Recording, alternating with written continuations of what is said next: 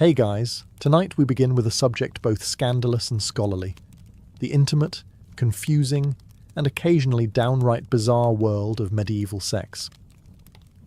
It was an era of chivalry and deeply suspicious herbal remedies, a time when foreplay often meant asking politely and hoping no one's watching. So before you get comfortable, take a moment to like the video and subscribe, but only if you genuinely enjoy what I do here. And let me know in the comments where you're tuning in from and what time it is for you. It's always fascinating to see who's joining us from around the world. Now, dim the lights. Maybe turn on a fan for that soft background hum, and let's ease into tonight's journey together. Let's start with the biggest misconception. Medieval intimacy did not unfold beneath silk sheets in candlelit chambers, while a lute played softly in the background. In reality, the setting was usually a small, single-room home shared by an entire family, including children, aging relatives, a couple of goats, and a chicken who had strong opinions about personal space.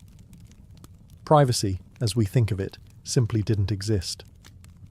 Most peasants lived in homes where the kitchen, bedroom, and stable were technically the same square footage, just with different smells. If a couple wanted some alone time, they had to get creative. Timing mattered. So did volume. And ideally, so did whether the kids were asleep and facing the wall. Curtains were a luxury. Beds were shared. And even among the upper classes, servants might be asleep at the foot of the bed, or standing in the corner pretending not to notice anything. Many noble households kept records of bedroom arrangements for legal or religious reasons, which is exactly as awkward as it sounds. Travelling also didn't help. Inns often had shared beds. That's right, total strangers might sleep side by side for the night, which made things even more complicated. Want a little affection? You better check if there's already someone in the bed, and whether or not they brought their boots. If you were married, and both parties were still awake and reasonably clean, you could share a mattress of straw and hope for the best. If you weren't married, well, you had to be twice as quiet and 3 times as careful. Communities were small, walls were thin, and gossip travelled faster than plague rats. For those living in monasteries or convents, the rule was simple. No. No privacy, no distractions, and certainly no late-night whispers. But even there, human nature occasionally made things complicated, which explains why many abbeys had unusually high garden walls. In the medieval world, few things shaped private life more than the church, and it had a lot to say about what went on behind closed doors, or more accurately, behind shared curtains. According to church teachings, physical intimacy had one primary function: making more people. That was it. Not pleasure, not bonding, not stress relief. Just reproduction. Everything else? Distracting at best, sinful at worst. This wasn't just Sunday sermon material. Bishops, theologians, and confessors wrote detailed instructions on what was and wasn't acceptable, in case anyone dared to improvise. Certain days of the week were off limits. So were major feast days, fasting days, holy days, and, in some regions, entire liturgical seasons. Want to be close to your spouse during Lent? Think again. Advent? Also no. That left maybe Tuesdays in April. Even within marriage there were expectations. Couples were encouraged to approach one another with modesty and restraint. Expressions of affection were acceptable, but not excessive. Displays of passion were, to put it mildly, frowned upon. One 13th century guide suggested that married couples should engage in intimacy without pleasure, without sin, and without delay, which is, by all accounts, a fairly joyless checklist. The preferred method was missionary, and not just for religious symbolism. It was deemed the most natural, and therefore the least likely to offend God, the saints, or your local priest. Anything else was considered suspect. That includes things like enthusiasm. Confession also got involved. Priests often asked pointed questions during confession to determine whether couples had broken any moral or ecclesiastical guidelines. These weren't vague spiritual inquiries, they were very specific. Sometimes uncomfortably so. Let's just say the average 14th century friar knew far more about his parishioners' bedrooms than their birthdays. Still, enforcement was uneven. Some regions were stricter than others. Some priests ignored these rules entirely, and many lay people, particularly peasants, simply smiled, nodded, and did what they were going to do anyway, quietly. If you think modern couples have trouble syncing their schedules, spare a thought for medieval folks. Planning a romantic evening in the Middle Ages required a calendar, a priest's blessing, and the luck of St. Valentine himself, who, ironically, was never married. The Church had opinions, and by opinions we mean strict prohibitions, on when intimacy was allowed. Sundays? Absolutely not. That was the Lord's Day. Fridays? Still no. Day of penance. Wednesdays? Suspicious. Add in Lent? 40 days. Advent? Another 40. Various saints' feast days, holy days, fast days, and even certain moon phases, and you'll find the calendar was less of a schedule and more of a divine obstacle course. The idea was to keep the soul focused on heaven, even when the body had other ideas. There were even lists, actual lists, of forbidden days. Some confession manuals outlined nearly half the year as off-limits. And if you were feeling particularly affectionate during one of those forbidden days, well, enjoy your spiritual guilt and an extra trip to confession. One 13th century bishop scolded a married couple for their excessive affection, which translated to more than once a month. He recommended they direct their passion toward prayer. The couple was reportedly not thrilled. Naturally, the upper classes were more exposed to these restrictions. They had chaplains, confessors, and spiritual advisors breathing down their necks. Peasants, meanwhile, had a more flexible approach. Their lives revolved around livestock, weather, and not freezing to death, which left less time for worrying about whether Tuesday was the feast of St. No Fun. To make things worse, some believed that intimacy during the wrong time could result in sickly children, divine punishment, or, worst of all, a reputation. If your neighbours caught wind that you were celebrating a little too enthusiastically during Lent, it could lead to shame, gossip, or a strongly worded sermon delivered with maximum eye contact. Romance in medieval Europe was less about falling in love and more about falling into a legally binding agreement. If you were hoping for candlelit dinners, poetry, and whispered confessions, you'd be better off reading a troubadour ballad. Real-life courtship for most people involved livestock, land rights, and two families agreeing not to start a feud. Marriage was primarily a business deal. Daughters were exchanged to cement alliances, acquire property, or secure peace between neighbours who had previously disagreed over whose pig ate whose cabbage. A bride might come with a dowry of coin, linens, or a small patch of farmland. In return, the groom's family might promise not to be entirely insufferable. Courtship, when it happened, was supervised, sometimes literally. Young people rarely courted alone.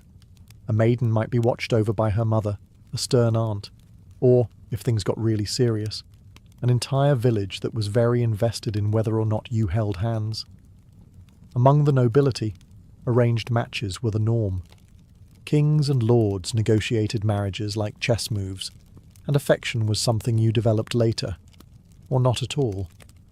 As one medieval proverb more or less stated, "Better a wealthy match with a grumpy face than a poor one with dimples." Romantic. Even among peasants, practical concerns ruled. A man's suitability was judged by his land, tools, or the size of his ox. And women? They were evaluated on their housekeeping skills, reputation, and general ability to not start drama at the market. This doesn't mean love didn't exist, it did, but it usually came after marriage, not before. If affection grew over time, that was considered a bonus, not a requirement. Think of it like medieval emotional DLC, not included in the base marriage package. Still, where there's a will, there's a workaround. Secret flirtations, playful songs, and moonlit walks to the village well became the unsanctioned side quests of medieval dating. Just be careful. Get caught kissing behind the barn, and you could face public penance, a fine, or a very disappointed father with a pitchfork. Let's clear up one of the most persistent legends about medieval relationships: chastity belts. Yes, you've probably seen them in cartoons, historical dramas, or very unfortunate museum gift shops. Those iron contraptions allegedly locked around a woman's waist while her husband went off to war, leaving her physically and morally sealed. Except, not really. There's no solid historical evidence that chastity belts were ever widely used in the Middle Ages. In fact, most examples we have today come from the Renaissance or even the Victorian era, periods more obsessed with the idea of medieval repression than with what actually happened.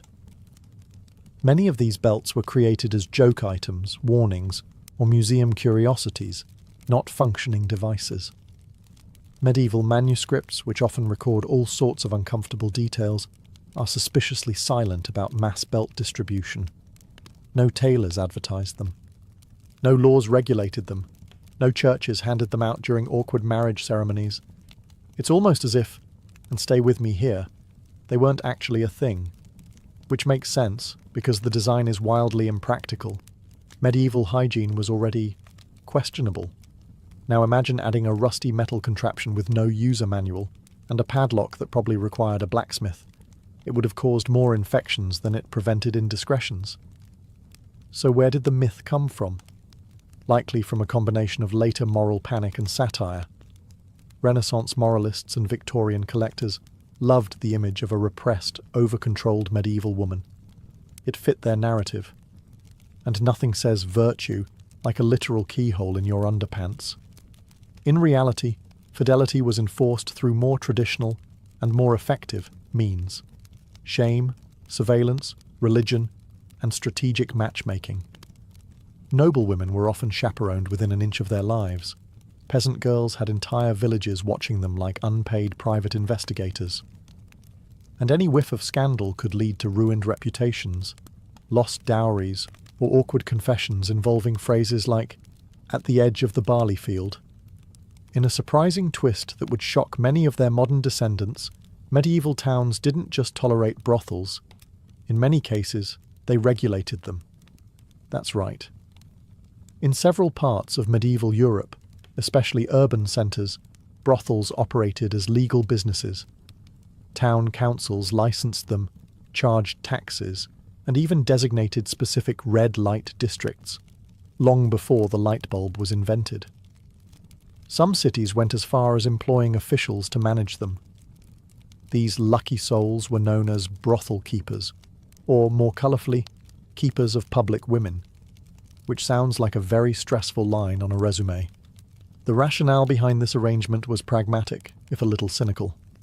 Officials believed that allowing a controlled outlet for men's desires would reduce the chances of greater sins, like adultery, assault, or, heaven forbid, dancing. Regulated brothels were seen as a necessary evil to keep society orderly, much like traffic signs or the existence of turnips. The church, of course, wasn't thrilled. Officially, it condemned the entire practice. But unofficially, many clergy turned a blind eye. Some even collected rent from the very same establishments. If that sounds like hypocrisy, congratulations. You've grasped the essence of medieval theology in practice. Working in a brothel was no fairy tale, but it wasn't necessarily a life of constant misery either. Some women chose the profession for economic reasons, especially widows or those without family support. Others were coerced or trafficked, particularly in port cities, where sailors brought in coin and complications in equal measure. There were even handbooks. Yes, actual handbooks, for how these houses should be managed. Clean sheets, basic health inspections, and set hours were all part of the regulation process. Patrons came from all social classes: knights, apprentices, merchants, even monks, despite vows that strongly suggested otherwise. Entry fees varied, services were catalogued, and in some cases, customers paid in eggs, wool, or whatever awkward barter they had on hand. Medieval tinder, it was not. Let's set the scene. Candlelight flickering, a soft breeze through the thatched roof. Your beloved whispers, sweet nothings, and then removes their wool tunic to reveal a powerful medieval musk. Because when it came to personal hygiene, medieval Europe had, Priorities. Staying clean was on the list, just somewhere after surviving the plague, fixing the roof, and catching the pig that got into the pantry again. Bathing did happen, but not nearly as often as modern noses would hope. Peasants bathed infrequently, maybe once a month, more if they fell into a river by accident. Soap was either homemade or imported, expensive, and used sparingly. And while public bathhouses existed in towns and cities, they were sometimes banned during outbreaks of disease or scandal, or both. If you were wealthy, you had options. A hot bath could be drawn, scented with herbs, and followed by being rubbed with linen cloths by attendants. If you were poor, your sponge bath involved a cold bucket and the vague hope that nobody would notice your aroma over the stables. To add complexity, water itself was occasionally viewed with suspicion, especially cold water. Some believed bathing too frequently could weaken the body or open the skin to illness. Others simply didn't have the time, or the tub, or any water that wasn't already being fought over by the local geese. Now, imagine trying to impress someone under these conditions. Perfume? Mostly for the elite. Deodorant? A dream of the distant future. Dental care? Well, you might rub your teeth with ash or chew mint leaves if you were fancy. Kissing was certainly an adventure. Clothing didn't help. Layers of wool, leather, linen, and fur trapped heat, sweat, and every scent you encountered during your day, including the contents of the chamber pot and the mystery stew. And yet, people still found ways to fall in love, flirt, and get close. Perhaps our standards were different. Or perhaps, when everyone smelled equally awful, love was truly blind. And nose blind. In medieval Europe, controlling the size of your family was a bit like trying to steer a cart with no wheels, no reins, and a particularly uncooperative goat. Technically possible, but not something you could count on. To be clear, people did try. Just because contraception wasn't effective by modern standards didn't mean medieval folks were oblivious. They were very much aware that certain behaviours led to babies, and many went to elaborate, if occasionally baffling, lengths to prevent it. Some of the more scientific methods included herbal mixtures, animal membranes, and rituals that involved burying certain objects near the doorstep. One popular approach advised drinking wine boiled with beaver testicles. Others recommended wearing amulets blessed by someone who hopefully wasn't guessing. A few guides even claimed jumping up and down vigorously after intimacy would help, which, if nothing else, probably burned some calories. There were also early versions of barrier methods, though calling them reliable would be generous. Linen soaked in various concoctions was one approach. A few brave souls tried wax. And there are scattered references to, let's call them medieval prototypes of what would later become familiar latex devices. But don't ask how they were made. You really don't want to know. The church, of course, was not amused. Any attempt to avoid conception was often labelled sinful or unnatural. Procreation was the stated goal of marriage, and anything that got in the way of that divine mission was frowned upon, or more commonly, denounced loudly from the pulpit. Still, not everyone followed church guidance. Among married couples, particularly those struggling with poverty, the desire to space out pregnancies or avoid another mouth to feed was very real. And among unmarried couples, let's just say the motivation was even stronger. But no matter the method, reliability was low. Birth control, such as it was, depended on folk wisdom, local herbs, and a surprising amount of hope. And when it failed, which it often did, well, that's where hasty marriages, hidden pregnancies, and a lot of awkward conversations came in. Despite what church authorities liked to pretend, not every medieval couple waited until the wedding bells rang before getting cosy. In fact, the practice of testing the goods before marriage was, well, common enough to require a lot of paperwork. Known as fornication in church records and getting ahead of yourself in everyday village gossip, intimacy before marriage wasn't exactly rare, but it was definitely monitored. In towns and parishes across Europe, local officials kept moral rolls, which were less like diaries and more like ledgers of shame.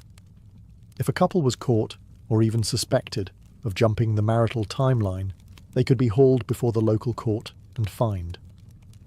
Sometimes the fine went to the church, sometimes to the town, and occasionally to someone who claimed to have witnessed the event. Medieval snitching was alive and well. Fines varied depending on whether it was a first offence, whether a pregnancy resulted, or whether the couple eventually got married. In some cases, getting married after the fact erased the fine, kind of like retroactive permission. In others, the fine was still applied, but at a discounted rate. Early bird penalties, if you will, and let's not forget the social consequences. In tight-knit communities, everyone knew everyone else's business. So even if your local priest was feeling merciful, your neighbours weren't. Gossip could spread faster than a poorly stored meat pie in July. Interestingly, many of these situations resulted in something called hand fasting, a sort of informal engagement where the couple considered themselves betrothed and, in some regions, that was legally enough to begin cohabiting. The church later tried to tighten that loophole, but in the meantime, a lot of medieval babies were technically early arrivals. Among peasants, this was all handled with a bit more practicality. If a couple was clearly serious and a pregnancy had occurred, marriage usually followed, sometimes hurried along with a gentle nudge or firm push from both families. Among nobles, however, consequences could be far worse, especially if inheritance or reputation was on the line. In the medieval world, virginity wasn't just a virtue, it was a contract clause, a political tool, and occasionally a community-wide obsession. Among the peasantry, expectations varied by region and circumstance. A young woman was generally expected to arrive at marriage untested, at least officially. But if she didn't, well, some eyebrows would rise, and a small fine or shotgun wedding might sort things out. For the upper classes, though, things got serious. Noble women's virginity was directly tied to inheritance, alliances, and family honour. A broken engagement might spark a feud. A pregnancy out of wedlock could derail generations of planning. So how did they verify it? Well, badly. Sometimes it came down to vague testimony and character references. She seemed virtuous, or she avoided the stable boy mostly. Other times, more invasive methods were used, like midwives or matrons inspecting for the infamous hymen, which science has since confirmed is not, in fact, a medieval chastity barometer. But that didn't stop anyone. There were also attempts to prove virginity after the wedding, such as displaying a blood-stained sheet, like a very awkward medieval Yelp review.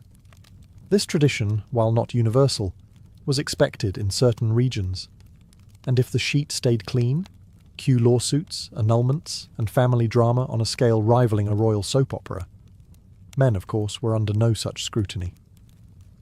Male virginity was considered an optional bonus. A future husband's experience level was rarely questioned. At most, he might be encouraged to avoid tavern maids or loose company, but no one was checking his laundry the next morning. Virginity was also linked to religious symbolism. Maidens were often praised as pure vessels, which is beautiful in theory and incredibly uncomfortable in practice. Young girls were raised with saintly ideals, often featuring horrifying martyrdom stories. And if a marriage was annulled on the grounds that a bride had been dishonest, it didn't just ruin her, it could drag down her entire family's honour and property claims. So yes, in medieval Europe, virginity wasn't just about morality. It was legal currency. If you're wondering whether same-sex attraction existed in medieval times, the answer is a resounding yes.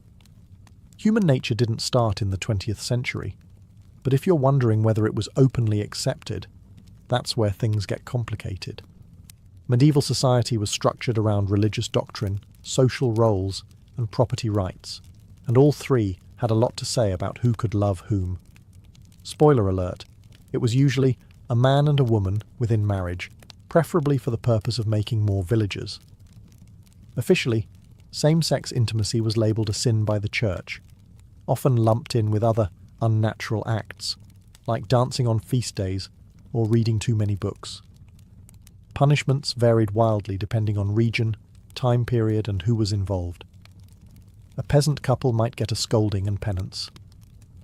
Nobles, they might face exile, or quietly be ignored if they had enough land. But while the church thundered from the pulpit, real life was messier. We have records, poems, letters, even legal documents that show emotional, romantic, and sometimes physical relationships between people of the same sex.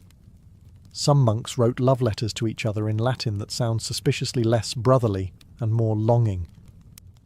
Noblewomen sometimes shared beds and declared exclusive devotion in terms that would make a troubadour blush. Medieval Europe also had social structures that blurred lines.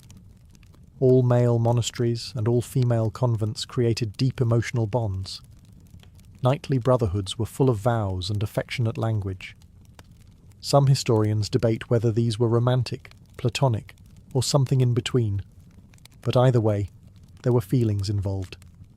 And possibly poetry. As for terminology, the modern concept of sexual identity didn't exist. You didn't come out. You just lived, carefully, quietly, and often coded in allegory. There were no pride parades, but there were songs, saints' stories, and suspiciously intense pilgrimages taken in pairs. Adultery in medieval Europe was a bit like handling a live chicken while juggling knives. Risky, loud, and likely to end with someone losing a bit of pride, or property. Let's be clear, adultery wasn't just a personal failing. It was a social offence. Marriage was seen not only as a holy sacrament, but also a legal contract, a property deal, and often a strategic alliance.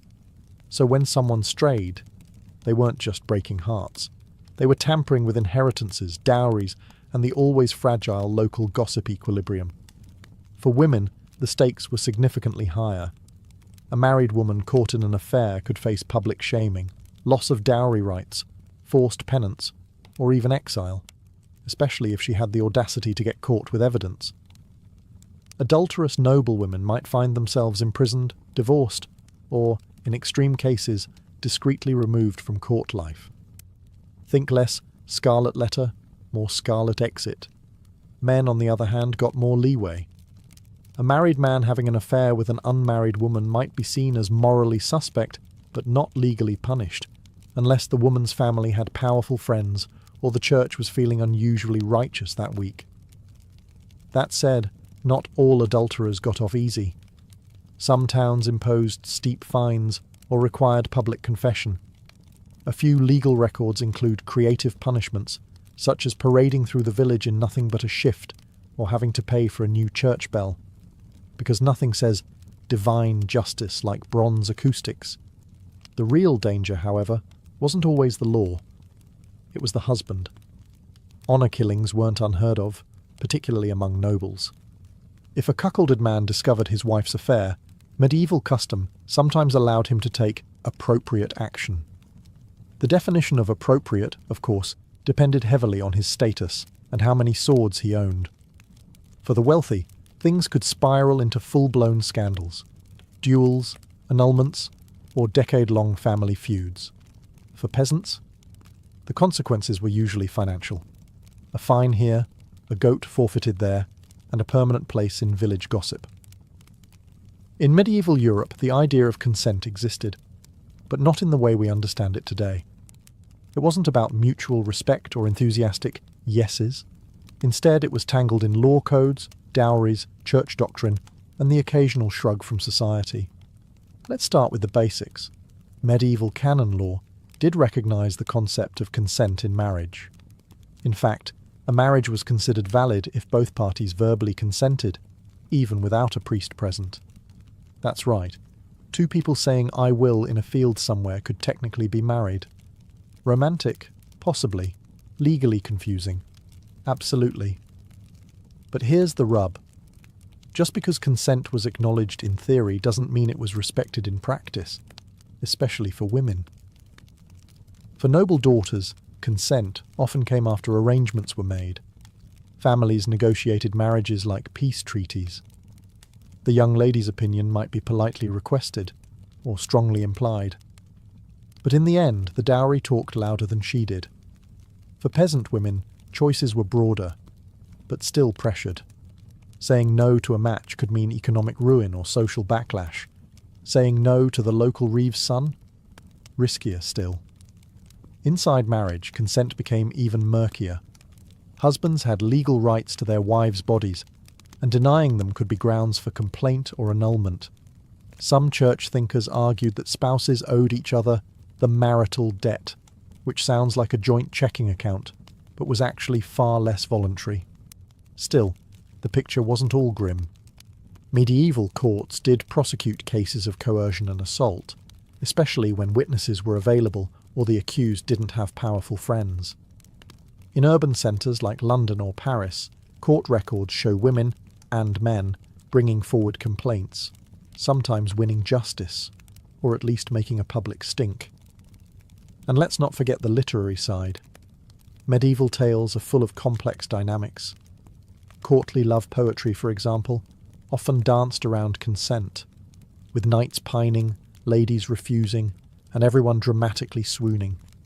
If nothing else, they knew it was important to ask, even if they ignored the answer.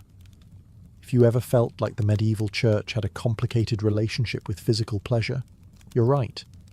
It wasn't just complicated. It was borderline suspicious.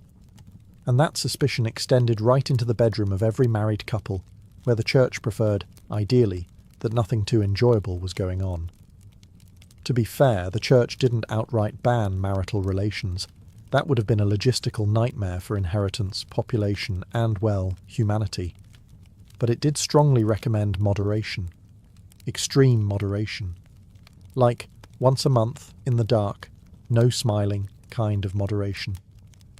Theologians of the time praised celibacy as the highest form of spiritual discipline. Saints were celibate. Monks and nuns took vows. Even married couples were encouraged to live in continence, abstaining entirely, especially if they were older, holier, or simply tired of each other. A couple who voluntarily gave up intimacy was praised as being halfway to sainthood, or at least halfway to separate beds. Some church thinkers like St. Jerome went even further. He argued that even within marriage, desire was a weakness. Marital relations were acceptable only for procreation, not for fun, not for bonding, and certainly not because someone looked particularly fetching in their woolen nightshirt. This attitude filtered down into confessionals and moral manuals. Priests were instructed to ask married parishioners if they had been too lustful, even with their own spouses. Picture the awkward silence that must have followed that question at the altar rail. And yet, people still lived their lives. Most peasants, merchants, and even nobles nodded politely at the church's teachings, then went home and did whatever felt right between chores, taxes, and the odd peasant uprising. Let's be honest, after a long day threshing barley or settling land disputes, a little affection probably felt more comforting than shameful. But for the truly devout, celibate marriages were held up as models of spiritual partnership.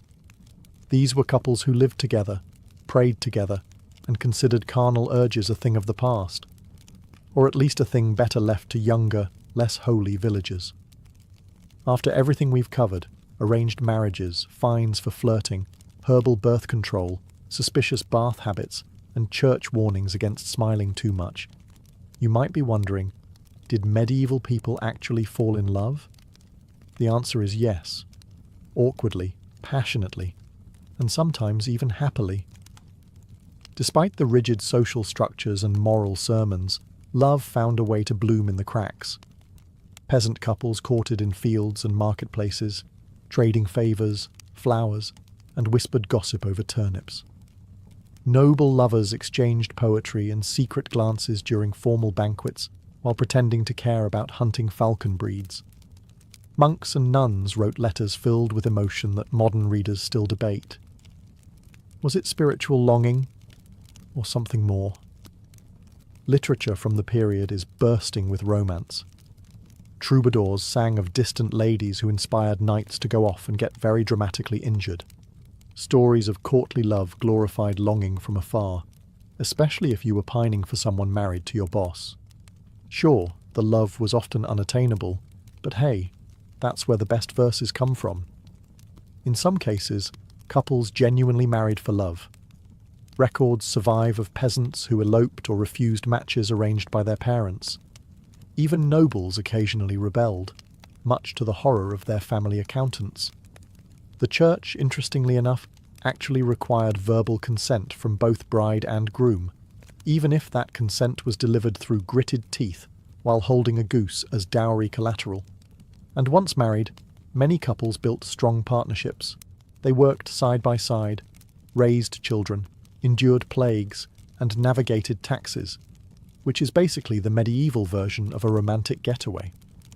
Letters between spouses, especially during times of separation, show real affection, real longing, real commitment. Even widows and widowers sometimes remarried for companionship rather than political gain, choosing someone they like to spend their remaining years with. Because even after everything, the rules, the risk, the ritual, people still wanted to feel loved, preferably before curfew, and hopefully not during Lent. It all began with a disaster. Zeno of Citium, a wealthy merchant from the island of Cyprus, had it all. Ships loaded with precious dyes, trade routes mapped across the Mediterranean, and the kind of fortune that made a man feel invincible. But fate, as ancient philosophers love to remind us, doesn't care how many ships you own. Somewhere near Athens, Zeno's fleet was caught in a violent storm. The sea didn't just swallow his cargo, it swallowed his identity. One moment, he was a merchant. The next, a man with nothing.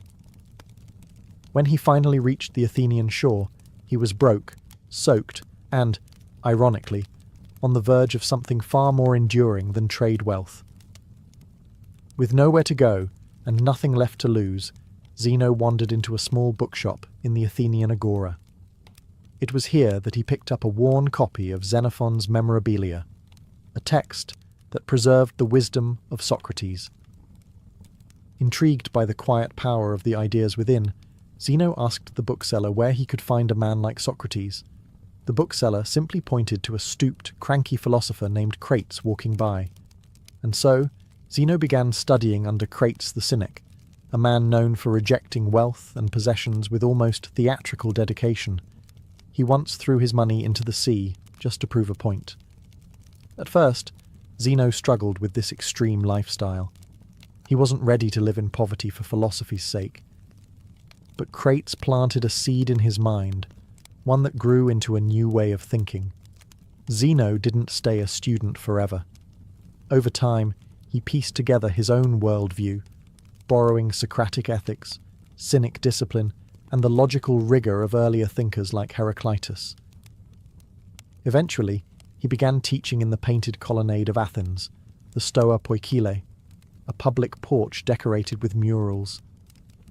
That's where Stoicism got its name, not from an ivory tower or secret academy, but from a painted porch open to all.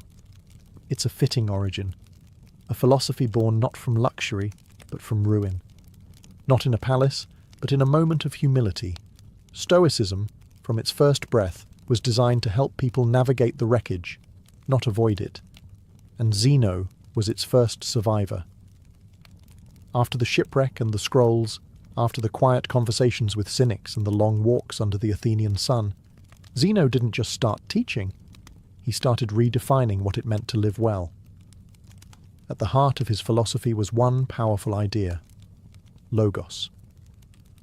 To the Stoics, logos wasn't just reason. It was the divine, rational structure of the universe, the cosmic blueprint. Everything, they believed, happened for a reason, whether or not humans could understand it. The world, messy as it seemed, was ordered, and if you could align your thinking with that cosmic order, you could live with peace, clarity, and moral strength. Zeno and his early followers taught that virtue, arete in Greek, was the only true good. Not fame, not wealth, not even physical health.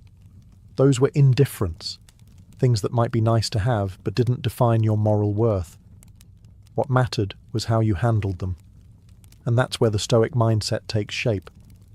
The world throws chaos at you, but you remain unmoved. Not emotionless, but anchored. You can't control external events. You can't control what people say or do. But you can always control your thoughts, your actions, and your responses. It was radical. Most people back then, and let's be honest, most people today, chase comfort, admiration, money, or control. But Stoicism offered a quieter path. Live in harmony with nature, accept fate without resentment, and strive only to be good, not to feel good. Their favourite analogy? Life is like being a dog tied to a cart. You can either run with it or be dragged behind. Either way, the cart's going forward. Your choice is how you move with it. Zeno wasn't alone for long. His students began gathering in the Stoa, discussing how to master themselves rather than the world. Over time, this porch talk turned into one of the most quietly resilient philosophies in history, and one that would outlast empires. But philosophy doesn't live in theory, it lives in practice. And in the next generation, a new Stoic would take the reins. One who fought battles not with logic alone, but with discipline and steel. His name? Cleanthes, a former boxer who brought muscle to the mind. Cleanthes wasn't your typical philosopher. Before he ever scribbled a single scroll or stood beneath the painted porch, he was a boxer. Not metaphorically, a literal pugilist, earning his bread through sheer physical strength and relentless endurance. But when he discovered Zeno's teachings, he found a different kind of strength, the kind that didn't bruise but braced the soul. He worked by night carrying water for a gardener and studied philosophy by day. His hands were calloused, his muscles worn, but his mind unshakable. Cleanthes embodied the Stoic belief that virtue comes not from privilege, but from perseverance. He didn't speak of theories he hadn't tested. If Zeno taught that one should accept hardship with grace, Cleanthes lived it every sunrise.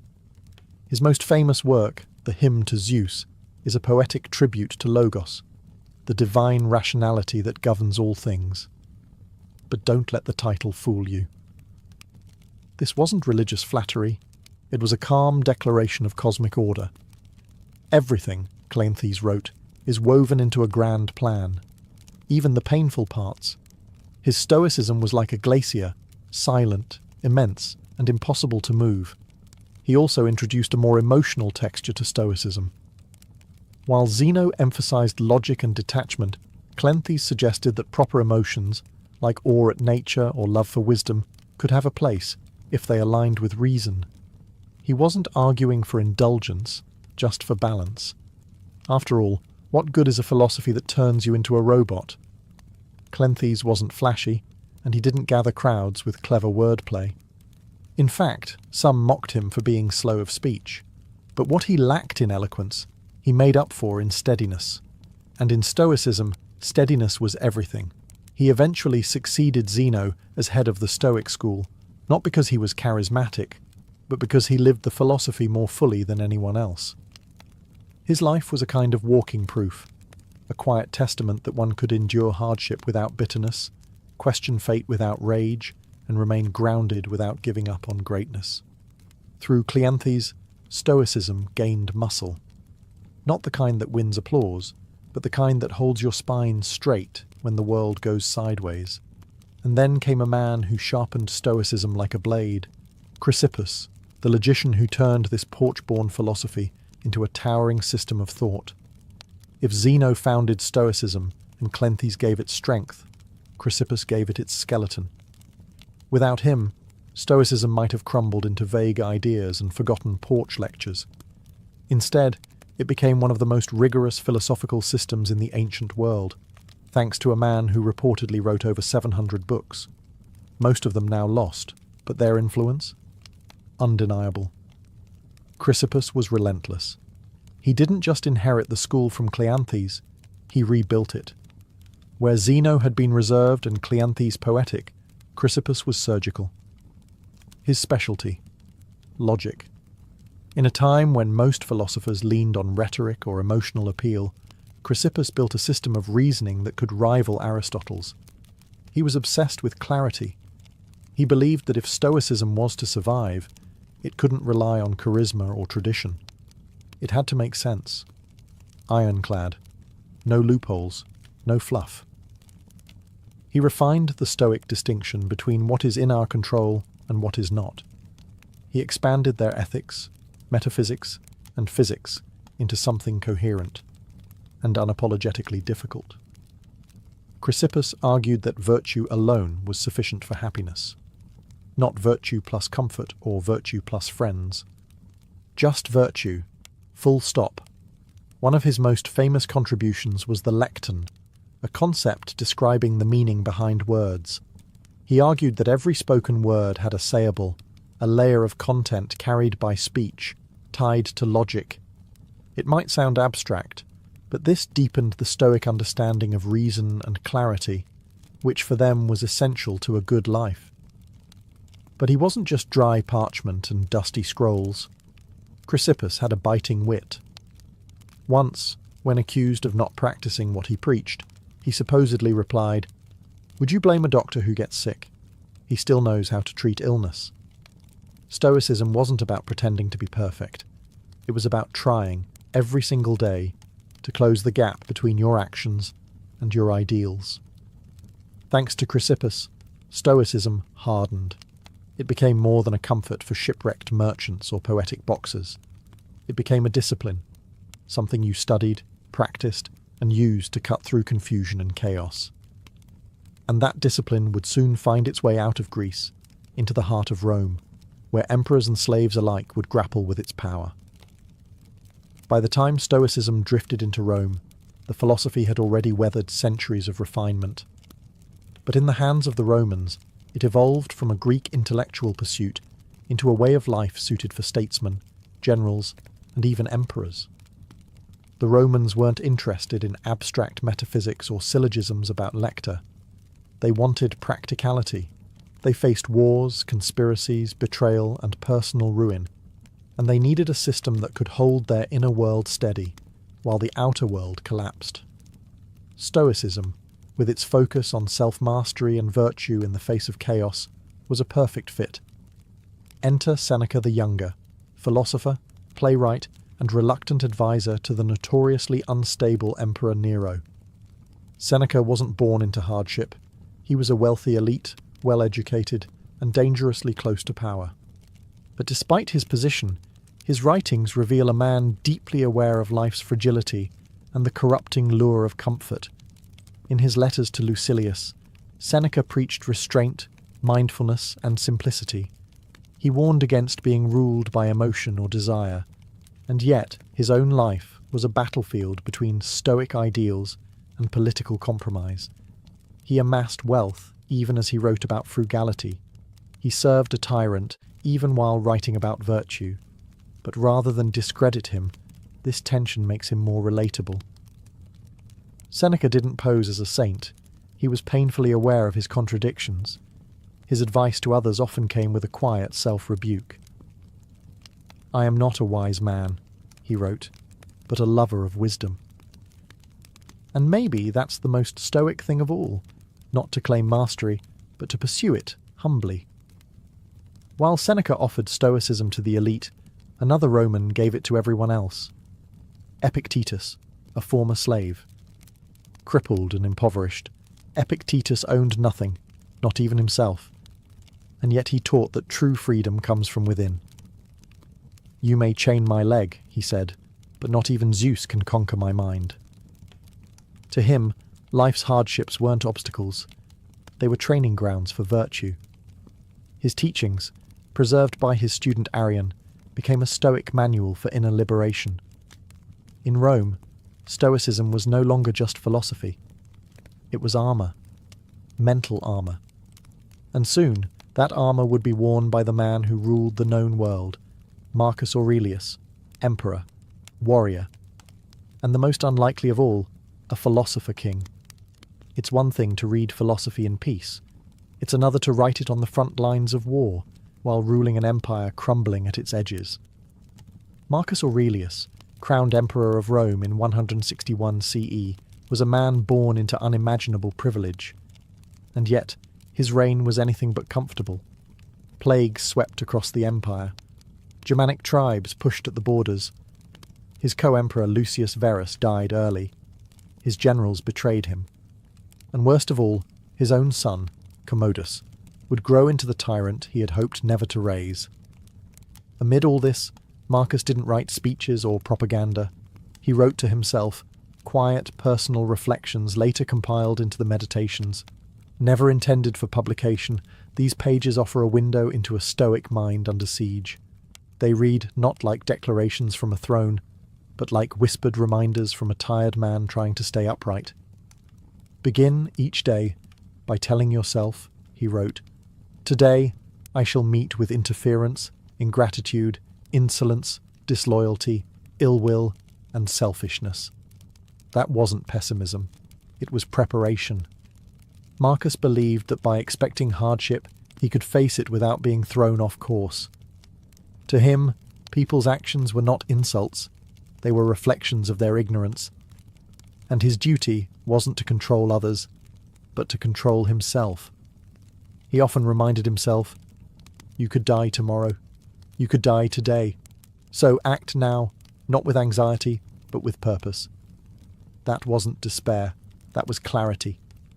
Despite commanding legions and managing a vast empire, Marcus was obsessed with inner life.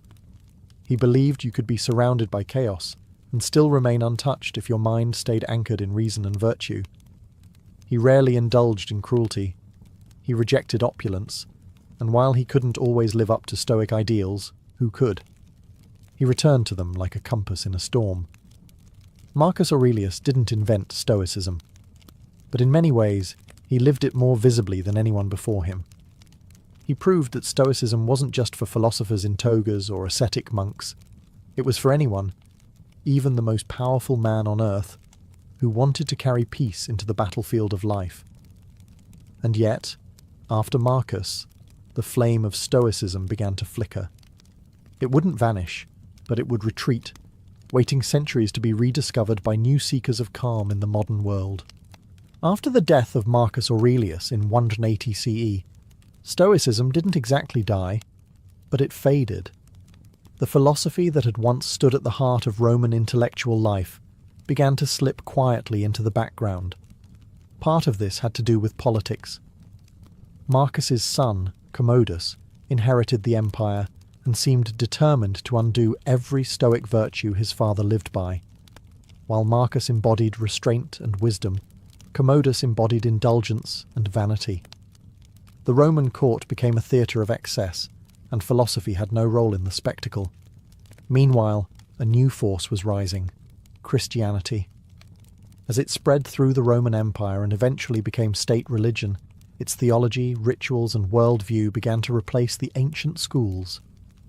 Where Stoicism taught self-reliance, Christianity emphasized divine grace.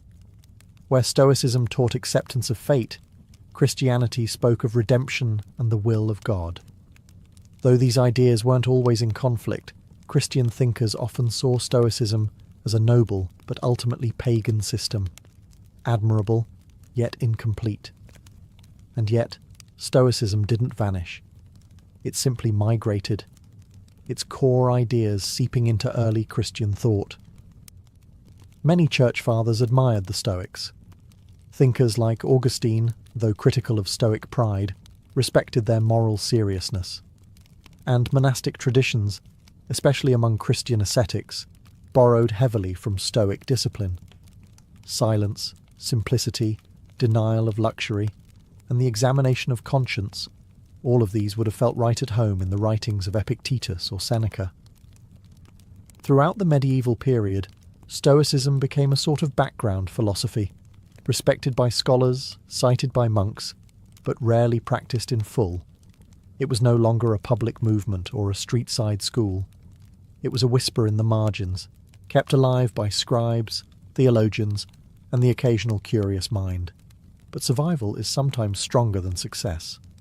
Stoicism's quiet endurance meant that when the intellectual winds shifted centuries later, during the Renaissance and the Enlightenment, its ideas would be ready to return. For all its decline, Stoicism had left seeds buried in the soil of Western thought. And when people once again sought clarity, purpose, and strength without illusion, those seeds would bloom. And one day, they'd even show up in places no ancient philosopher could have imagined, in self-help books, leadership seminars, and yes, on your favourite podcast. Stoicism's comeback didn't arrive with a scroll in hand. It came through blogs, books, and podcasts. After centuries of quiet influence, the ancient philosophy found itself suddenly reborn in the digital age, repackaged for a world buzzing with distractions, anxieties, and the pressure to constantly optimize everything. In the 20th century, philosophers like Pierre Hadot began peeling back the layers of Stoicism, reminding readers that it wasn't just an intellectual exercise, it was a way of life. Not cold, but contemplative. Not harsh, but healing. Hadot argued that ancient philosophy was originally a spiritual practice, and Stoicism, more than any other school, was meant to be lived, not merely read. That message hit home for a new generation. In the early 2000s, authors like Ryan Holiday helped usher Stoicism into the mainstream with accessible books like The Obstacle is the Way and Ego is the Enemy.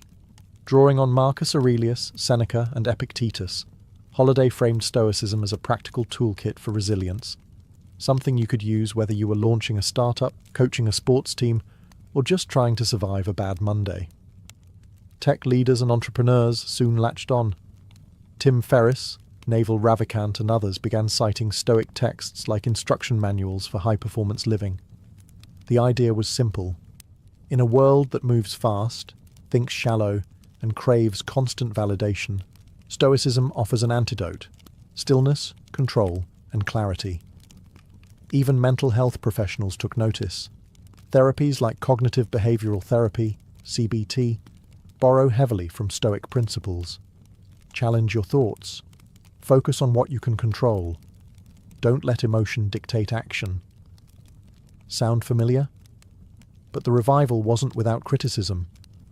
Some said modern Stoicism had been stripped of its depth, turned into motivational wallpaper for productivity bros. And there's truth to that. Not every inspirational quote on Instagram reflects the rigour or humility of ancient practice. Still, the fact remains. Stoicism survived not because it was trendy, but because it works. When life goes sideways, when we lose a job, face a diagnosis, or wake up unsure of our place in the world, Stoicism reminds us, you can't control what happens, but you can control what you become. That message has never been more timely, and so we arrive at the present, where ancient wisdom quietly guides modern minds. Today, Stoicism exists in a paradox. It is an ancient philosophy designed for inner peace, now living in a world obsessed with noise. Scroll through social media, and you'll see a quote from Marcus Aurelius, sandwiched between cat videos and stock tips. Open a bestseller list, and there it is again. The Daily Stoic, waiting to be your morning mental vitamin. Somehow, a 2,300-year-old porch philosophy is trending. But Stoicism isn't popular because it's fashionable. It's popular because it addresses a very specific modern hunger, mental clarity in a world of confusion. When everything feels out of control, the economy, relationships, climate, algorithms, Stoicism offers a map inward. It teaches us to focus, not on the chaos around us, but on the choices we still own. The central questions remain the same. What is in your control? What kind of person will you choose to be, regardless of circumstance? And unlike some philosophies that demand total withdrawal from the world, Stoicism invites us to participate. Go to work, raise your kids, serve your community, but do it from a place of calm, not craving. Action, yes, but grounded action. In that sense, Stoicism is a kind of rebellion, not the loud, sign-waving kind, but a silent resistance against impulsiveness, distraction, and emotional chaos. It's the discipline to pause before reacting, the courage to stay kind in a cruel moment, the humility to know you're not the center of the universe, but you are responsible for how you move through it. More than ever, people are returning to this simple clarity. Athletes use it to manage pressure. Veterans use it to process trauma. CEOs use it to lead without ego. Teenagers, overwhelmed by the constant flood of comparison and digital noise, turn to Epictetus for a lifeline. Of course, no philosophy is a magic cure. You'll still feel grief, still fail, still lose your temper. But Stoicism gives you something rare, a framework to get back up, reflect, and recenter. In the end, it's not about being perfect, it's about progress. Quiet, steady, internal progress. And in a world that rewards loudness, maybe the most revolutionary act is to be still. To a modern visitor, an ancient Roman bath might look like a luxury resort. Marble floors, vaulted ceilings, statues of gods, and pools steaming in the morning sun. But to a Roman, it was just another Tuesday. Bathing wasn't an occasional treat. It was a daily ritual, and for many, an essential part of being Roman. By the height of the empire, there were over 900 public baths in Rome alone, ranging from grand imperial complexes to modest neighbourhood facilities. Everyone from senators to shoemakers made time to bathe. Cleanliness was important, yes, but so was the rhythm of the experience, the routine, the conversation, the heat. The process was deliberate. You'd enter through the apoditerium, or changing room, where slaves might help wealthier patrons undress. From there, you'd ease into the tepidarium, a warm room that opened your pores and began the relaxation. Then came the caldarium, the heart of the experience, a hot, steamy chamber heated by an underfloor system called the hypocaust. Here, bathers would sweat, scrape their skin with strigils, curved metal tools, and sometimes even get a massage. Finally, you'd plunge into the frigidarium, a cold pool meant to tighten the skin and jolt the senses. It was this contrast, hot to cold, sweat to chill, that gave the ritual its power. Romans believed it was good for circulation, digestion, and even mood, and honestly, they were probably right. But more than hygiene or health, baths were about belonging. You went to see and be seen. You gossiped, networked, debated politics, made business deals, or just eavesdropped on the latest scandal. Some brought their own musicians. Others brought snacks. Poets recited verses. Philosophers argued under domed ceilings, echoing with laughter and steam.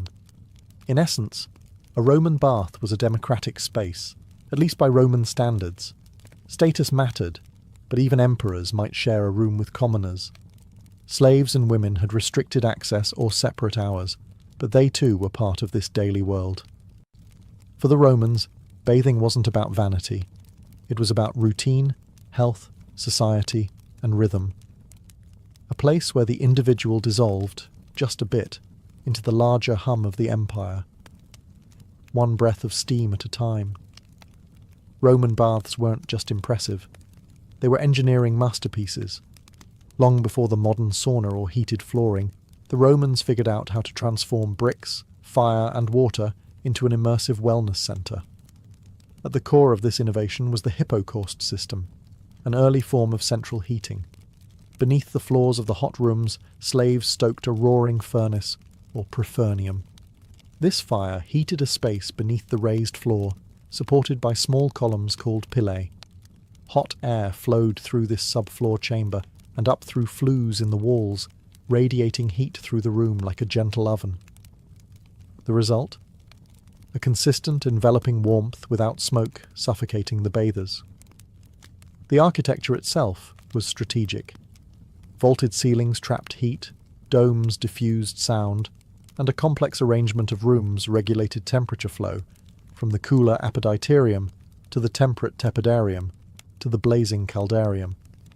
Windows were designed to harness sunlight, and water was constantly circulating, clean, flowing, and heated to exacting standards. And let's talk about the aqueducts, the silent heroes of the empire. These elevated stone channels delivered vast quantities of water into the cities, allowing even inland bath complexes to operate year-round. Some of the grandest baths, like those of Caracalla or Diocletian, consumed millions of litres of water daily. Yet the system was so well built that waste was minimal and flow was constant. The water wasn't just used for soaking. Romans also had steam rooms, saunas, and even primitive flushing toilets nearby. Sewage was carried away through underground drainage systems. Again, all gravity-powered. The baths weren't isolated marvels. They were integrated into the broader infrastructure of Roman urban life. Maintenance was constant. Workers known as fornicatores tended the furnaces, while others cleaned the pools, managed supplies of wood, or repaired tiles and plumbing. It was labour-intensive, but the reward was clear. These buildings didn't just last years, many stood strong for centuries. In an age with no electricity, no industrial machinery, and no digital thermostats, the Romans created a seamless experience of heat, comfort, and flow. That's why walking into a Roman bath wasn't just entering a building, it was entering a system, one powered by fire, sustained by water, and shaped by genius. Despite all the sweat, steam, and strigils, Roman baths were never just about physical cleansing. They were about information. In a society without smartphones, email, or newspapers, the baths functioned as a kind of open-air broadcast centre. Gossip didn't trickle here. It flowed. Senators, merchants, soldiers, and poets all mingled freely, with togas off and voices raised.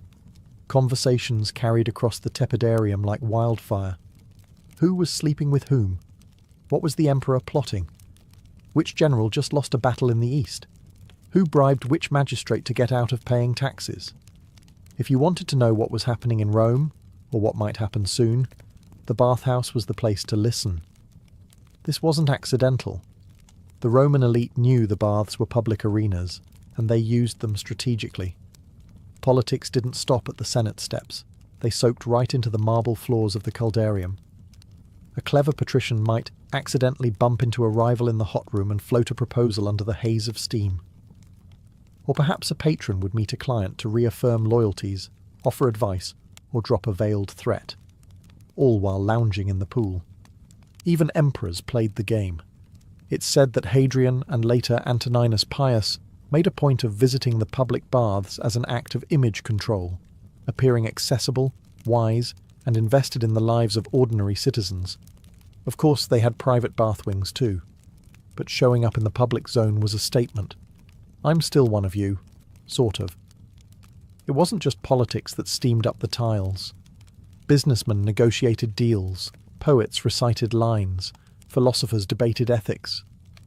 The acoustics of the domed rooms often helped amplify voices, a useful trick for anyone who wanted their cleverness overheard. In a strange way, the bathhouse was Rome's version of Twitter, Wall Street, and the Senate floor, all at once. It was unfiltered, buzzing, and deeply performative, but it was also where strategy was born.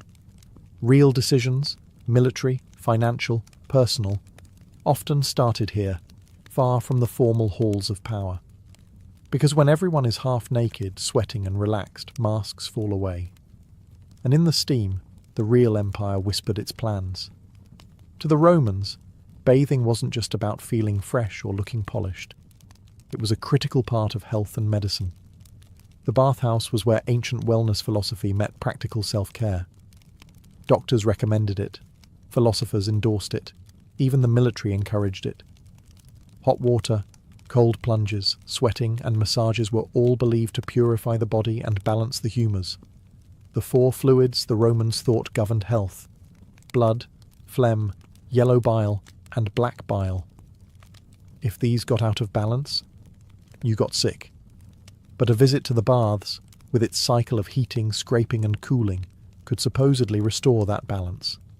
And there's some logic to it, even by modern standards. The heat of the caldarium opened pores, relaxed muscles, and helped with circulation. The cold plunge in the frigidarium reduced inflammation and invigorated the senses. The skin was scraped clean with strigils, which removed dirt, oil, and dead skin. Afterward, many Romans received massages using scented oils, sometimes infused with herbs, sometimes just olive oil. Today, We might call this detoxing or hydrotherapy. They just called it daily life. Some of the larger bath complexes even included small medical clinics where physicians, often Greek-educated, examined patients, offered treatments, or suggested dietary changes. If you had a cough, aching joints, or digestive troubles, your doctor might prescribe not a pill, but a visit to the tepidarium or a change in your bathing routine. Exercise was part of the picture too. Many baths had attached palestra, open courtyards for physical activity. Romans boxed, wrestled, fenced, or played ball games before beginning the bathing process. The idea was to work up a sweat before entering the steam rooms. Health wasn't passive. It was earned, one push-up and plunge at a time. Even mental health wasn't ignored. The rhythm of the bath, its slow, deliberate transitions from room to room, encouraged reflection. Some Stoics and Epicureans even wrote about the baths as places to clear the mind and tame the emotions. In many ways, Roman baths were ahead of their time, an integrated space for exercise, cleansing, socializing, and healing. A kind of ancient wellness centre, with better mosaics and slightly more gossip. For the Romans, a healthy body wasn't a goal. It was the foundation of virtue, clarity, and strength, and the bathhouse was where it all began. Walking into a grand Roman bathhouse wasn't just stepping into a building. It was stepping into an aesthetic experience. The architecture, the materials, the very air, everything was designed to impress, soothe, and elevate. From the moment you entered the apoditerium, changing room, you were surrounded by elegance. The walls were often painted in vivid frescoes, mythological scenes, pastoral landscapes, or even cheeky caricatures. Marble benches lined the room, niches held clothing, and on the better days, musicians played softly in the background while your sandals were taken by a servant. Then came the baths themselves. The tepidarium was usually the most beautiful room, designed as a kind of warm antechamber to the hotter and colder extremes. It was often circular or rectangular, with high vaulted ceilings, colourful mosaics on the floors, and large windows that diffused the afternoon light. The ceilings were sometimes coffered or domed, supported by columns of Egyptian granite or local stone. The caldarium, the hot room, featured heated pools and steam. You'd see bronze or terracotta braziers, and sometimes gilded taps that flowed with heated water. The floors were warm beneath your feet, thanks to the hypocaust system, and the air shimmered with heat. Decorative fountains and statues added a touch of divine elegance. Apollo, Venus, and Hercules all made appearances. The frigidarium, cool and serene, was usually the largest and most striking space. Its cold pool reflected a ceiling, often covered in painted stars or geometric patterns. The water itself glistened, sometimes lit by small skylights or open oculi that allowed a beam of sunlight to cut through the mist.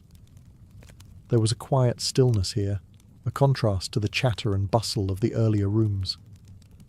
Everything in the Roman bath was designed to inspire awe.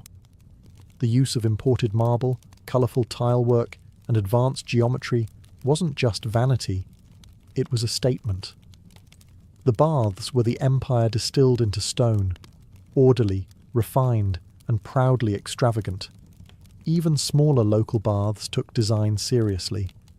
Mosaics often warned bathers with humorous Latin phrases like cave canem, beware of the dog, or balneum gratum, the bath is pleasant. These were spaces meant to charm the eye, calm the spirit, and remind you, in case you forgot, that you were living in the greatest civilization on earth. And all of that before you even got wet. While Roman baths were public spaces in theory, not all Romans experienced them equally. The bathhouse was a microcosm of Roman society, a place where lines blurred, but never fully disappeared. Let's start with class. In the grand thermae of Rome, like those of Caracalla or Trajan, emperors might bathe in the same rooms as commoners. That sounds democratic, but social distinctions still lingered. The wealthy often arrived with entourages, slaves to carry towels, oils, and even portable benches. They could afford private massages or extra services in nearby rooms. Some larger baths had exclusive sections, scolae, reserved for upper-class patrons. Even in the shared pools, there was an unspoken hierarchy. You might rub elbows with a senator, but you weren't about to chat him up. Then there was gender. Men and women did not usually bathe together. Most large bathhouses offered separate hours or separate wings. Some emperors, like Hadrian, enforced strict segregation. Others, like Commodus or Elagabalus, allowed, or even encouraged, mixed bathing, much to the horror of conservative Roman moralists. Women's access depended on time, location, and the whims of local officials. In wealthier cities, women had beautifully appointed baths of their own. In poorer regions, they often bathed early in the day, before men arrived. While some women enjoyed regular access, others, particularly those of lower status, had to navigate schedules, scrutiny, and social stigma.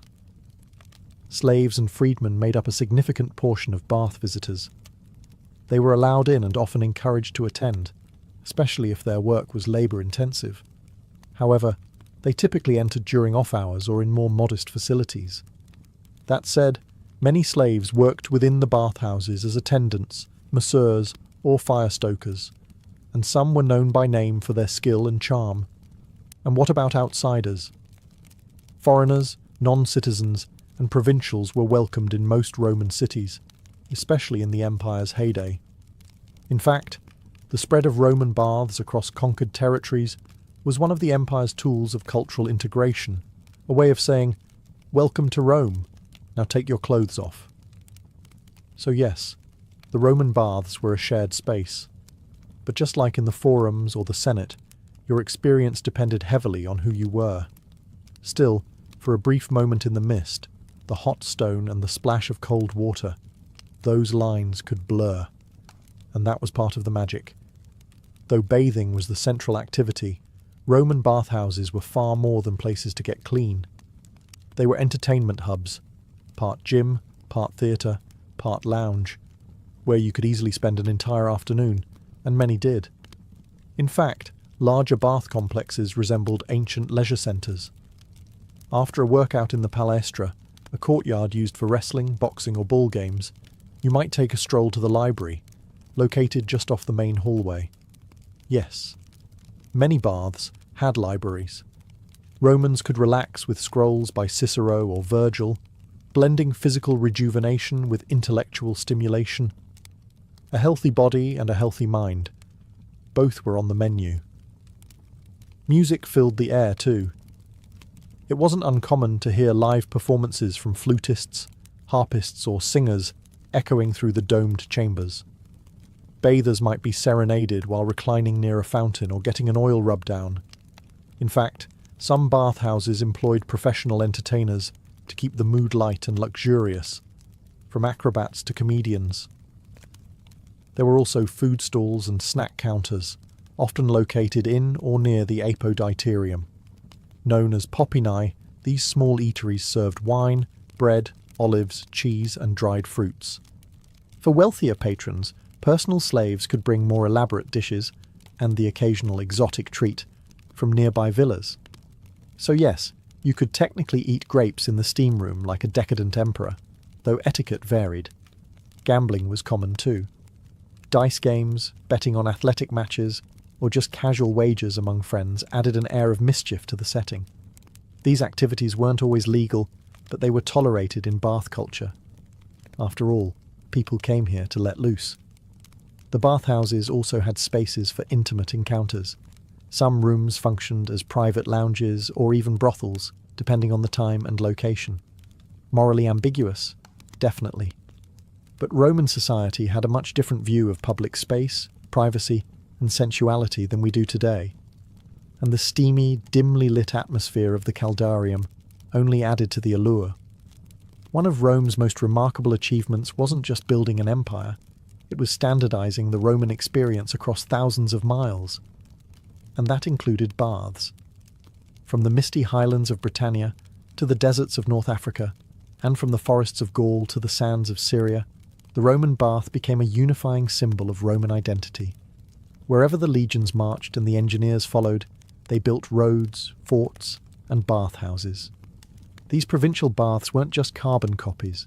They reflected local resources and customs while still following the essential Roman layout: apoditerium, tepidarium, caldarium, frigidarium. In cold climates like Britain or Germania, the hot rooms were especially important. In warmer places like North Africa or the Levant, some bathhouses expanded the shaded colonnades and cooled pools, offering relief from the blistering sun. Cities like Timgad in Algeria, Jerash in Jordan, and Bath in England all featured impressive thermae, often with mosaics, sculptures, and inscriptions celebrating imperial generosity. These weren't just public works, they were propaganda in stone. Every polished marble slab and steaming pool reminded locals, this is Rome, and Rome takes care of its people. But baths also played a critical role in cultural integration. For newly conquered peoples, the bathhouse served as a soft introduction to Roman customs. You might still speak your own language at home, but once you stripped off your clothes and stepped into the steam, you were participating in a Roman ritual, one that transcended ethnicity, origin, or local tribe. It also became a mark of urbanization. A city wasn't truly Roman until it had proper baths. They often came bundled with forums, amphitheatres and temples, creating civic centres that mirrored those of the capital. Bathing, then, wasn't just about hygiene, it was about civilization. Of course, local twists remained. In Syria, baths sometimes incorporated Eastern architectural styles and mixed-gender spaces. In Britain, Celtic traditions subtly influenced the bathing sequence, and in Egypt, older Hellenistic models blended with Roman designs to create hybrid complexes with lush courtyards and incense-filled chambers. No matter the local flavour, the Roman bath became a universal experience, one that made an empire feel cohesive. A place where even at the farthest frontier, you could close your eyes in the caldarium and, for a moment, feel like you were in the heart of Rome. Like so much of Roman civilization, the glory of the baths didn't last forever. As the empire weakened in the 4th and 5th centuries CE, so too did the great bathhouses. What had once been daily rituals for millions slowly slipped into disrepair, abandonment, and, eventually, ruin. Several factors contributed to this decline. First, the empire's economy crumbled under the weight of inflation, military overreach, and political instability. Funding the maintenance of vast bath complexes, which required teams of workers, constant fuel for the hypocaust, and clean water from aqueducts, became unsustainable. Then came the breakdown of infrastructure. Aqueducts fell into neglect or were deliberately destroyed during invasions. Without running water, the baths lost their core purpose. The once bubbling caldariums went dry, and the marble halls echoed with silence. Religion also played a part. As Christianity became dominant, public bathing, especially mixed or nude bathing, came under increasing moral scrutiny. Church leaders saw the baths as symbols of pagan indulgence and bodily vanity. While some Christian emperors tried to preserve the public health function of the baths, others shut them down or repurposed them into churches, monasteries, or administrative buildings. And yet, the legacy of Roman baths endured. In the Islamic world, the tradition continued through hammams, bathhouses that carried forward many Roman innovations: heated rooms, steam treatments, and communal cleansing rituals. These spread across the Middle East and North Africa, preserving the essence of Roman wellness in a new religious and cultural framework. In Europe, spas and mineral baths became popular during the Renaissance and later Enlightenment, especially in places like Bath, England, and Baden-Baden, Germany. These revived bathing as a therapeutic and social activity, echoing the Roman model even as the empire itself was long gone. Today, the ruins of Roman baths still captivate visitors. The baths of Caracalla, the Stabian baths in Pompeii, and countless smaller sites across Europe and the Mediterranean remind us that Rome didn't just conquer through the sword, it conquered through comfort, engineering, and shared ritual. Roman baths may have crumbled, but their spirit lives on. In our gyms, our spas, our hot showers, and our quiet moments of self-care. In a way, every time we draw a hot bath or sit in a sauna, we're channeling a bit of the empire, steam rising, tension fading, time slowing, just as it did 2,000 years ago. In ancient Egypt, medicine didn't live in a laboratory. It lived in the temple, the home, and the world of the gods. Healing was not just a science, it was a spiritual art, and the person who treated your illness might just recite a spell while applying a poultice to your wound. That's because Egyptian medicine was deeply intertwined with religion. Illness, to them, wasn't only about injury or infection. It could also be caused by the wrath of a god, the invasion of a malevolent spirit, or a disruption in Mayat, the cosmic order that governed all things. So, doctors, known as SW, weren't always working alone.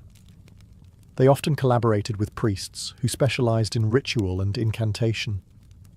Together, they formed a dual force of treatment, one applying remedies, the other invoking divine protection.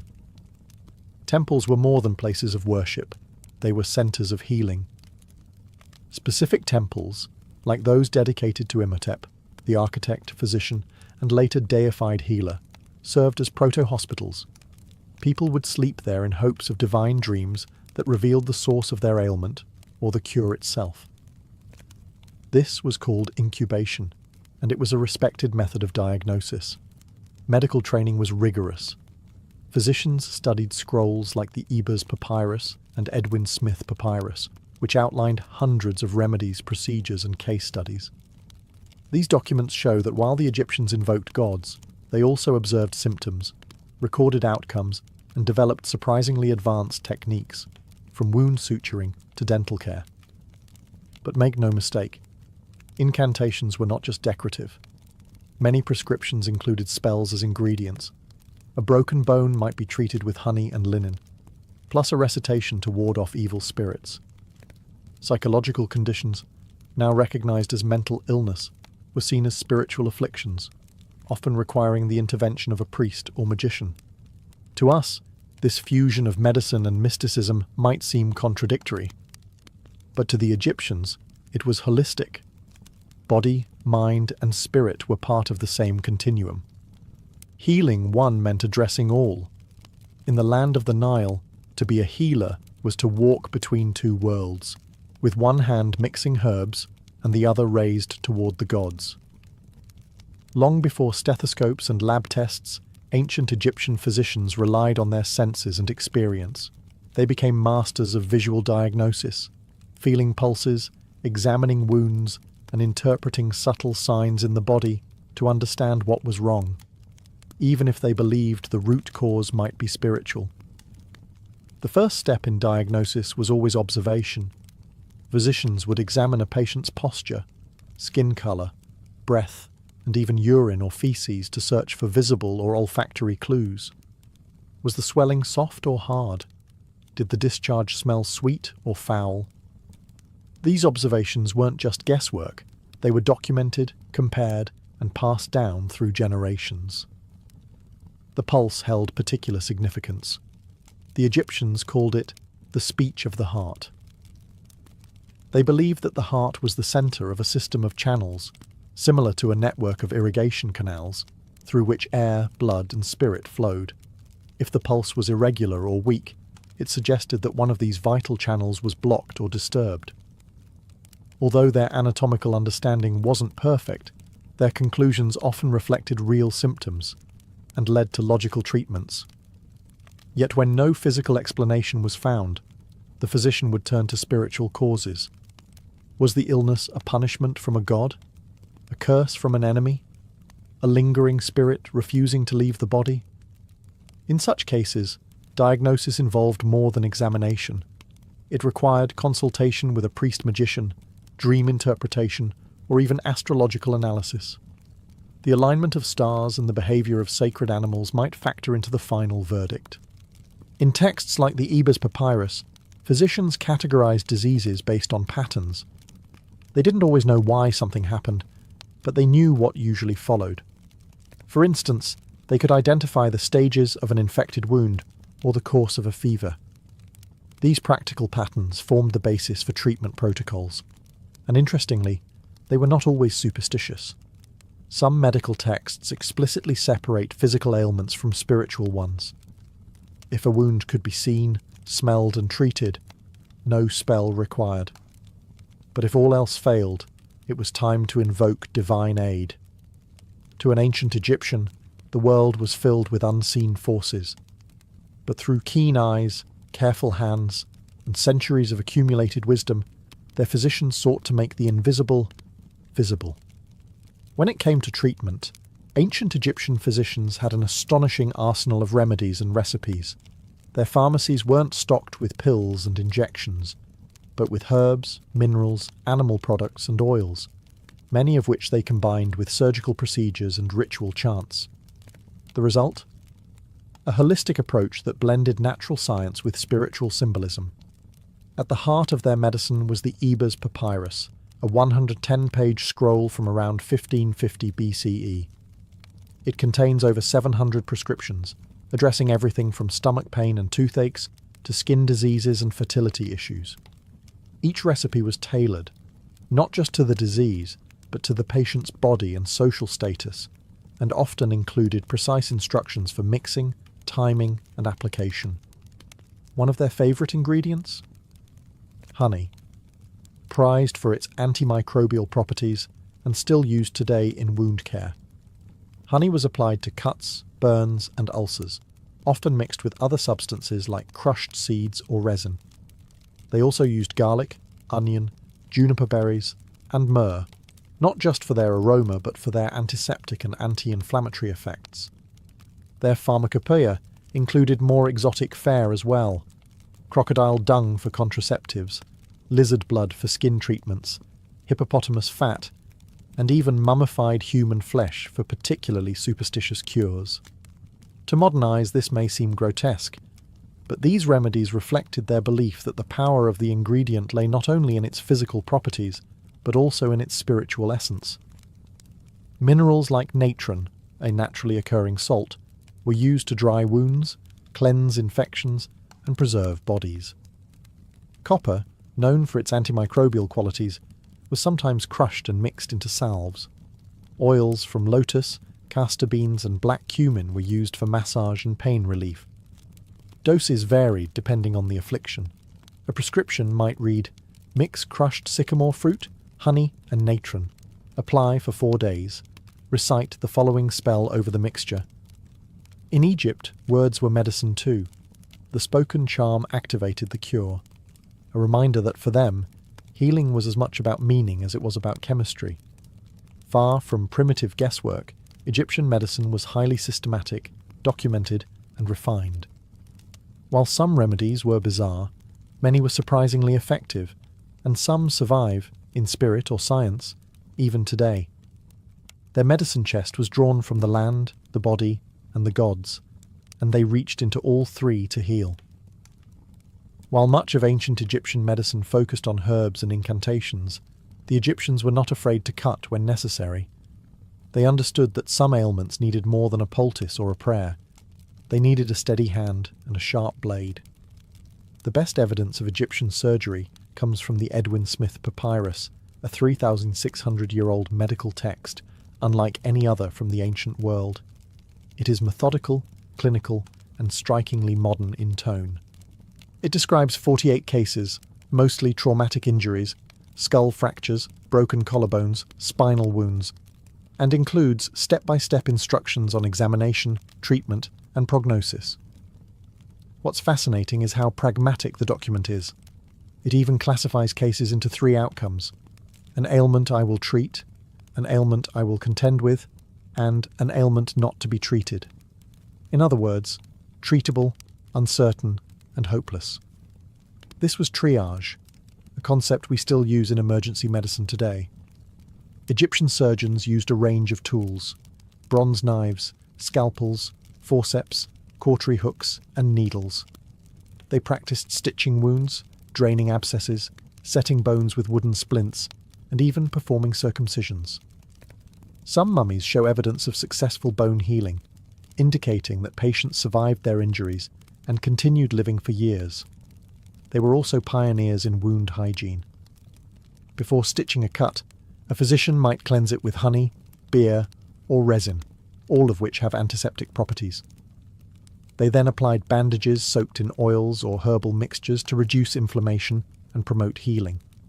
Pain was eased with opium extracts or sedative herbs, though there's no evidence of general anesthesia. Surgery was likely painful, but quick and precise. One striking detail: Egyptians often left foreign bodies, like embedded arrowheads, in place if removing them posed greater risk. It shows a nuanced understanding of anatomy and risk management. They knew when not to intervene. Of course, surgery had its limits. There's no record of internal operations or major amputations. They lacked knowledge of circulation and infection the way we know it today. But within the boundaries of what was possible, Egyptian surgeons were remarkably skilled. They didn't just experiment. They observed, recorded, and passed their knowledge down. Through bandage and blade, Egypt laid the groundwork for practical hands-on medicine, and centuries later, those lessons would echo through the halls of Greek, Roman, and modern surgical practice. In ancient Egypt, women's health was not a fringe concern. It was central to medical practice. Fertility, pregnancy, childbirth, and contraception were all treated with serious attention, and women both received and sometimes practiced medical care themselves. One of the most fascinating sources on the topic is the Kahun Gynecological Papyrus, dating to around 1800 BCE. It's the oldest known medical text focused entirely on women's reproductive health. The document includes diagnoses and treatments for infertility, miscarriage, vaginal discharge, and birth complications. And like other Egyptian texts, each entry follows a familiar structure: the symptom, the examination, the diagnosis, and the treatment. Sometimes purely medical, sometimes magical, often both. For pregnancy, diagnosis began with clever experimentation. One common test involved having a woman urinate on barley and emmer wheat seeds. If the barley sprouted, she was said to be carrying a boy. If the emmer grew, a girl. If neither sprouted, she was not pregnant. Believe it or not, modern tests suggest this method may have had a modest accuracy, likely due to hormone levels affecting germination. Contraceptives were another area of focus. Ancient physicians used mixtures like honey, acacia leaves, and ground dates, inserted as a kind of barrier. Some recipes included crocodile dung, which sounds alarming, but was likely used for its sticky texture and symbolic potency. These were primitive forms of spermicides and barriers aimed at preventing conception. During childbirth, midwives took the lead. They used birth bricks, platforms on which the labouring woman squatted, and offered both physical and spiritual support. Incantations were spoken to ward off the demoness Amit, who was believed to cause miscarriages or birth complications. Protective amulets, especially those depicting Taweret, the hippo goddess of childbirth, were worn to ensure a safe delivery. If labour was difficult, treatments ranged from massaging the womb with castor oil to having the mother breathe in herbal infusions or drink mixtures to stimulate the body's opening. Caesarean sections were unknown. If the birth could not be completed naturally, tragedy often followed. Still, much of Egyptian obstetrics was remarkably advanced for its time. It reflected a culture where fertility was divine, womanhood sacred, and life itself a process watched over by both healer and God. In the cradle of civilization, they respected the cradle of life, with every chant, every herb, every whispered hope. To modern minds, the blend of magic and medicine might seem contradictory, but in ancient Egypt, the two were inseparable. Healing the body meant treating the visible symptoms and the invisible forces, and sometimes the cure came as much from a spoken word as from a poultice. The Egyptians believed that illness could be caused by many things: natural imbalances, bad food, injury, but also curses, malevolent spirits, or the will of angry gods. If you broke your leg in an accident, that was one thing. But if your stomach hurt for days with no visible cause, that might be a demon, or even the restless soul of the dead, Ak, trying to torment you. In these cases, physicians turned to Heka, the sacred power of magic, which was thought to have been given to humanity by the gods themselves. Heka wasn't stage illusion, it was a legitimate divine force, just as real as water or fire. A healer might use it to activate a remedy, protect a wound from infection, or drive out an invisible entity.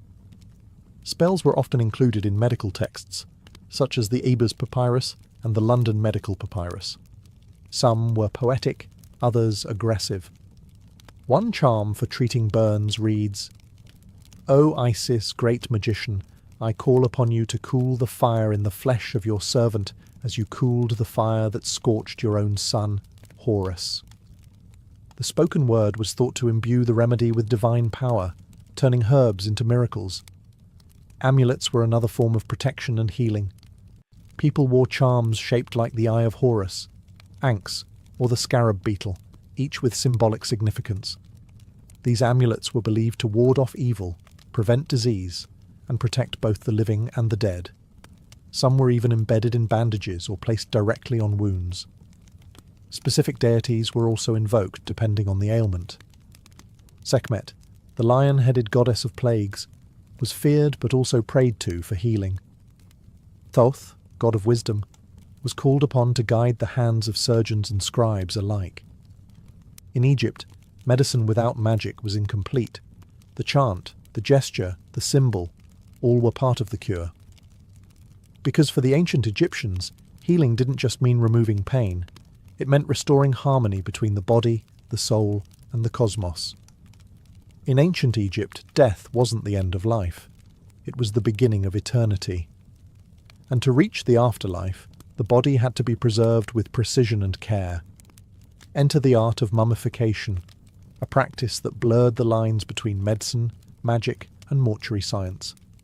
At its core, mummification was about preserving the physical vessel so the soul could return to it in the afterlife. The body was seen as essential, not just a shell, but a sacred structure that the Ka, vital spirit, and Ba, personality or soul, needed to navigate the underworld and reunite in the next world.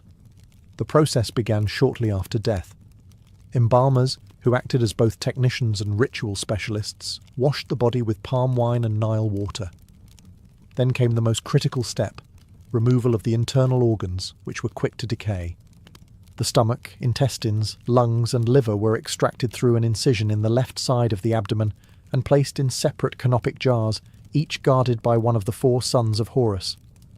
The brain, curiously, was considered unimportant and was removed through the nose using metal hooks. The heart, believed to be the seat of intelligence and emotion, was often left in place, though in later periods it too was removed and replaced with a sacred amulet. The empty body cavity was then stuffed with resins, myrrh, and linen, and the entire body was covered in natron, a natural salt mixture, to dry it out. After 40 days, the body was washed again, anointed with oils, and wrapped in hundreds of yards of linen, layer upon layer, often with protective amulets placed between folds. Each step was accompanied by spells, hymns, and rituals, particularly from the Book of the Dead. These invocations protected the deceased from demons and prepared them for judgment in the afterlife. The embalmer often wore a mask of Anubis, the jackal-headed god of mummification, to symbolize divine authority. In many ways, mummification was the Egyptians' most advanced medical procedure, a blend of anatomy, chemistry, and spiritual engineering. It wasn't about saving a life. It was about preserving it forever. To them, the perfect body was more than a sign of health. It was a passport to eternity. And in every carefully wrapped limb, they practiced medicine for the soul. While temples and tombs held the secrets of Egypt's gods, papyrus scrolls held the secrets of its doctors. Ancient Egyptian medicine was far from a series of oral traditions or tribal remedies. It was a well-documented, professionalized system, and much of what we know comes from the surviving medical texts, written with surprising structure and care. The most famous of these is the Ebers Papyrus, dating to around 1550 BCE, though it likely copied even older knowledge. Over 100 feet long, it contains more than 700 remedies for illnesses ranging from toothaches and stomach pains to mental disturbances and tumours. It includes detailed descriptions of symptoms, diagnoses, and treatments, often paired with spells or incantations. Another key text is the Edwin Smith Papyrus, a practical surgical manual written with clinical precision. Unlike other papyri filled with magic and prayers, this one reads like the notes of a war doctor. It presents case studies of traumatic injuries, mostly fractures, dislocations, and head wounds, and outlines step by step how to examine, treat, and prognosticate. It's a rare glimpse into how Egyptians could separate spiritual belief from empirical observation. The Kahun Papyrus is another treasure, focused specifically on women's health, fertility, and gynecology. It provides insight into birth control methods, pregnancy diagnosis, and even surgical procedures related to the uterus. These texts weren't hidden away. They were studied by scribes and physicians, many of whom trained at houses of life, scholarly institutions located within temples. Here, medicine was taught alongside mathematics, astronomy, and religious lore. Medical apprentices would copy texts by hand, memorize spells, and observe more experienced doctors at work. The Egyptians believed in preserving and transmitting knowledge across generations. Each scroll was a distillation of experience, observation, and divine insight, often attributed to gods like Thoth, the deity of wisdom and writing. Physicians didn't just treat bodies, they carried forward the knowledge of millennia. Interestingly, some Egyptian medical ideas made their way to Greece, especially through figures like Hippocrates and Galen, who studied Egyptian practices and praised their methods. Egypt's influence on classical medicine is undeniable. In an age where much of the world relied on superstition alone, Egypt gave us one of the first examples of recorded, repeatable, and structured medical science, written in ink, bound in papyrus, and passed on with purpose. Though the sands of time buried their temples and tombs, the legacy of ancient Egyptian medicine never truly disappeared. In fact, many of their practices, beliefs, and innovations quietly shaped the course of global medical history. Their echoes still felt in today's hospitals, pharmacies, and spiritual healing traditions. First, their systematic approach to medicine was revolutionary. The Egyptians categorized symptoms, recorded treatments, and made careful observations about cause and effect. They developed early ideas about diagnosis, prognosis, and hygiene, centuries before the Greeks formalized such practices.